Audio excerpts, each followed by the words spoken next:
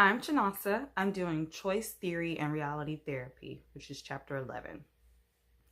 Choice theory explains why and how we function, and reality therapy provides a delivery system for helping individuals take more effective control of their lives.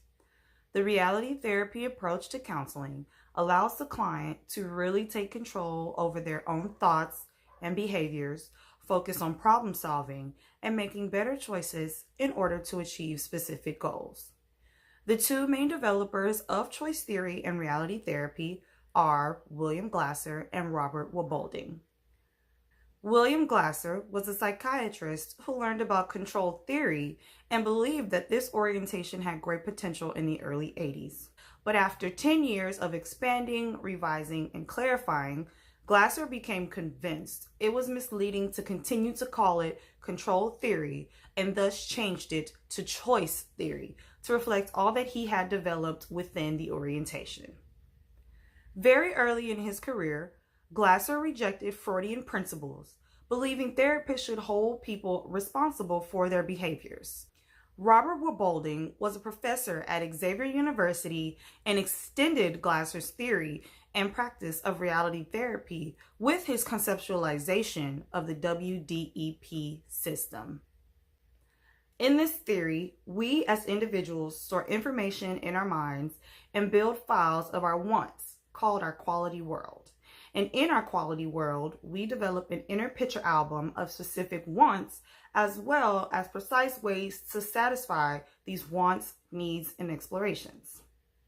In this orientation, the therapist teaches clients how to engage in self-evaluation, which is done by raising the question, is what you're choosing to do getting you what you want and what you need? The therapist's role is not to make the evaluation for the client, but to challenge the client to examine what they are doing, assisting them in evaluating their own behavioral direction, specific actions, wants, perceptions, level of commitment, possibilities for new directions, and action plans. I chose choice theory and reality therapy because the base principles of this practice is to remind the client that no matter the circumstances they face, the real control and power to change those circumstances to enhance their way of life and thinking lies within themselves. The only authority the therapist has is to help guide the client to self-fulfillment. My client, Allison, is a 28-year-old female who has been burdened with the task of caring for her sick father who lives out of state and can't seem to find time for herself between that, getting into school, moving into a new place to live, and also having a new baby on the way. Allison has disclosed she has been having negative thoughts of hopelessness, feeling anxiety, stressed, being overwhelmed, having loss of control in her life, and doesn't want to feel like she's doing everything by herself. I chose Allison as a client because I believe that this theory and therapeutic practice could help her gain back the control over her life and make the necessary choices that'll lead her into her quality world. Ask you, how do you feel right now? Honestly, I feel drained. Like there's so much coming at me. I'm so just tired of everything. So drained and tired. Can you kind of tell me a little bit about what's draining you or making you so tired? Well, I'm pregnant, so I have to make sure I'm eating healthy and a lot of protein for the baby. My dad, who has Parkinson's disease, I gotta make sure he's okay because it's just all on me since I'm an only child. Then also trying to go back to school and get another degree, and then on top of that, I'm moving. So all in this whole week. So I gotta make sure everything's packed up and ready to go. Wow, that definitely seems like you have a lot on your plate. Yeah. And I know you just mentioned that you're a caretaker for your father. And I know in the past you kind of mentioned like volunteering and things like that. So I'm going to ask you, how well is catering to others working out for you? Like, I love my family and I love taking care of them, but it feels like I don't have enough time for myself to do things that I like to do to de-stress myself, if that's a way of explaining it. Just relax. I feel like I always have to have that jacket on, making sure they're always okay, and I don't get to take it off and just de-stress. Yeah, like just calm down. Okay, so I want to ask you this: are your current behaviors, are you content with how you're going about the things that are happening in your life? You know, is this something that you want to continue doing? No, I feel like the way I'm going, the way things does cause anxiety for me, and as I said, it stresses me out, which is not healthy for me or the baby. So I just need to figure out how to work on a better way of doing things. So I know that you're mentioning anxiety and things like that. So for you, the anxiety coming is kind of the loss of control in your life. Would you agree? Exactly. Like, I feel like I don't have a handle, or like you said, control on anything that's going on. Like, I feel like I'm just being pulled side to side, front and back, and I just don't know how to put it all together. Okay. Tell me what you want out of your life that you seem to not be getting. What I want? Well, like we mentioned earlier, control. A better handle on things, to have a balance, really. As in, able to do all things I need to do, but also be in a comfortable state where I don't have to have high stress, high anxiety, and not kind of like have a tone with people. Instead of have a happy face and everything.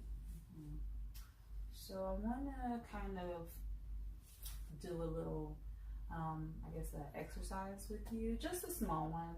Okay. Nothing too major, if you're okay with doing that. Yeah. Okay. So what I want you to do is think of a picture. Think of a picture frame. And I want you to look at that picture frame in your mind. And I want you to tell me what your ideal life would be like in that picture frame, in that picture album. What would your ideal life be like? Having my own like family, husband, kids, and us traveling together, going to like say Fiji and experience that, or even South America and experience that culture and learning about a lot of things, and just enjoying ourselves, enjoying life together, and happiness. Not even just like just looking at my whole face, just looking in my eyes, you can see happiness coming out. Like, I would like to be accomplished. Yes. Okay. That's how I feel. Okay. So let me ask this. What have you done this past week, since our last session, to move closer to at least one aspect of that ideal world? Health-wise, eating more protein for the baby, going closer to, for my career-wise, shadowing, working on my portfolio, my application for school, for dental hygiene school, and make sure everything's right and great, so then I can get into the program and succeed and have a career. Okay. All right. So now I want you to think about not just what you want for your career or for your family and things like that. What I want you to do, I want you to think about what can you do differently for yourself to move closer. Like you mentioned your health and things like that. I know you mentioned the words like drained and, loss of control or a little bit overwhelmed. Anxiety was one of the words as well.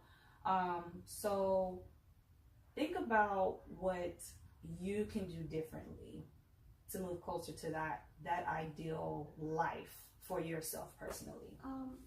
Health-wise, going back to the gym, instead of doing weightlifting and kickboxing, just do more cardio and walking, or even see if I can do elliptical, and then also yoga, do meditation, just to center myself. You know, take my dogs on the park and also enjoy the beautiful Houston weather that is spring that we're having. And just calm myself down. Okay, that seems like, you know, attainable things to do for yourself. So that's good.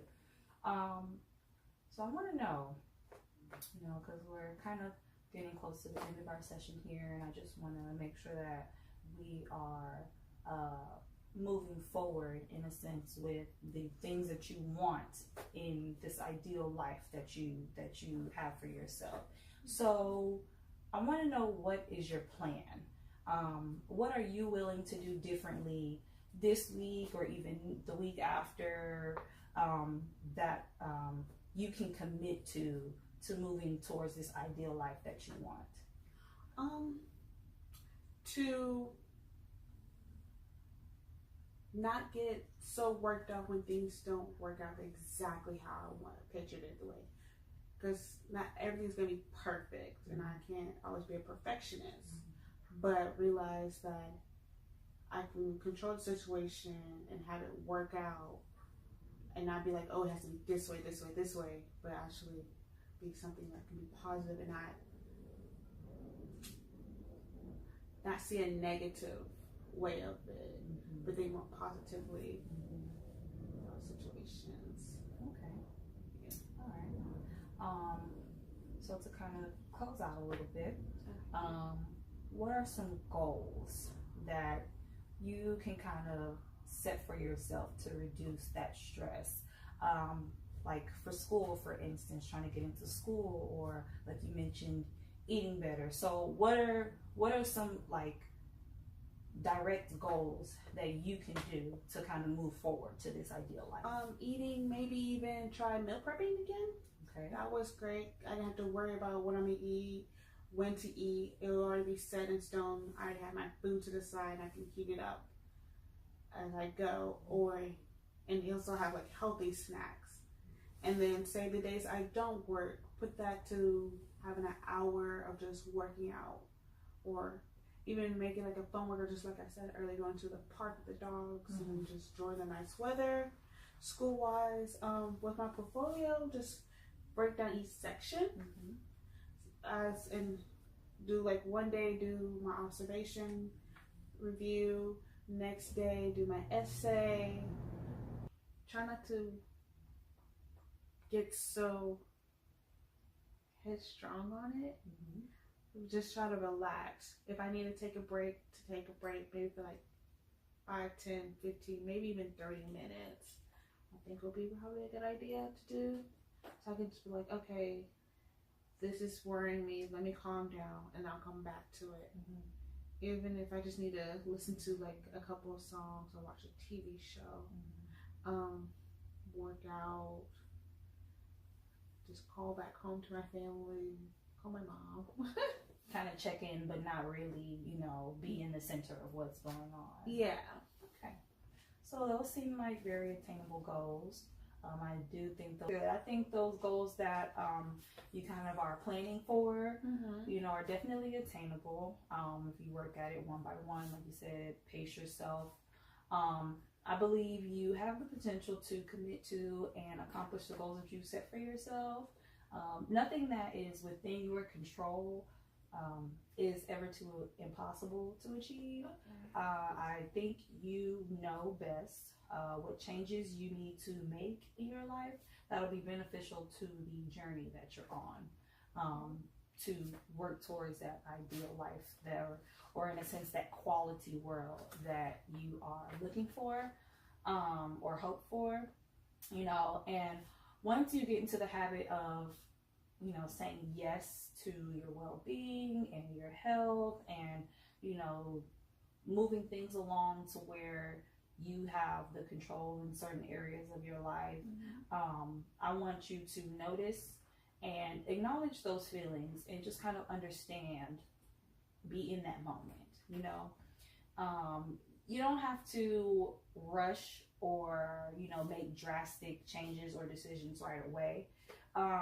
But small steps towards progression in your life can make a big difference. And I think you're definitely on the right path, you know, kind of reworking those thoughts and reworking some things in your life to where you feel like, okay, I can do these things. I think you're there. I think you're going to be good. Thank you. So I want to thank you for coming in, and, you know, I'll see you next week.